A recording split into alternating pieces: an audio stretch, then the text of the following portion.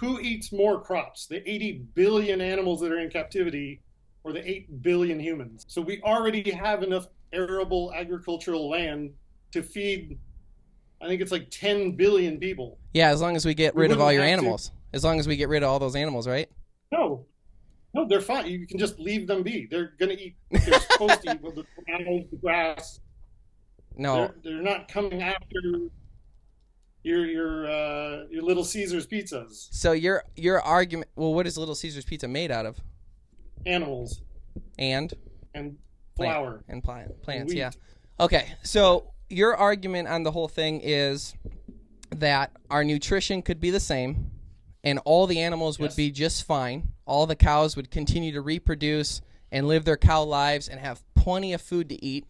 They wouldn't have a population boom. There would be no reason to keep them in check.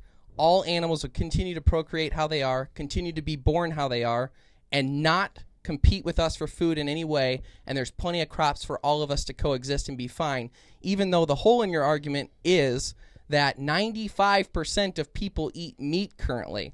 So what you're saying is, as long as everybody eats the same amount of plants as they do right now, and the animal numbers stay exactly how they are right now, nothing will need to change. The problem and the hole in your argument is that if everyone comes off of meat and everyone goes strictly to the crops that you say there's enough for now, which there isn't a lot of extra, you say there's a lot now, what about 95% of people who, 60% or more of their diet when they have a lunch or something and their sandwich is covered in meat, their dinner is venison steak and vegetables, what happens then?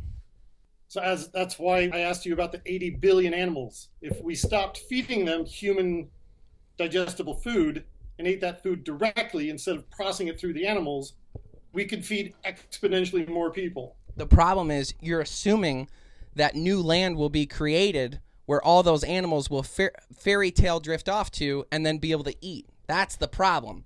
So what you're not saying a fairy tale, they would rewild themselves. They would become feral again. Which happens quickly, to your point. You look at pigs, they can become feral in, 6 weeks or something. They start growing tusks. It's less than that even. Yeah, it's like a wild thing how quick they can. Cows would take much longer than that, but yeah. Yeah, sure.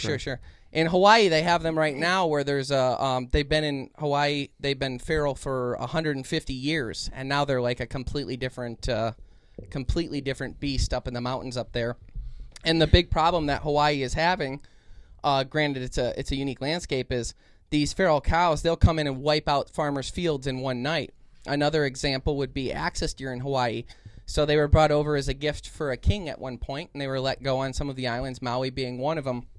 The numbers, animals did what animals do, is they procreated so heavily because the ecosystem was perfect for them. They became feral, if you will, after they were brought over on ships and let go. They became wild. They ran rampant, and they've completely obliterated all of the resources on Maui to the point where now the government has to make it so people can shoot and sell the meat, which is normally you're not allowed. You're not commercially allowed to sell game, as you know from your outdoorsman days.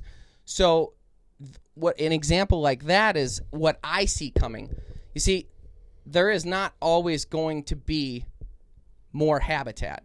And what you're saying is that the animals are consuming a lot of the crops right now, the ecosystem. Like they're eating their allotment of crops right now. We're eating our allotment of crops right now. If we quit feeding them the crops, then they'll stop eating the crops. But do you have any idea why there's more white-tailed deer in Michigan right now than ever in recorded history? Do you have any idea why there's more white-tailed deer in the thumb of Michigan than probably anywhere else in the world?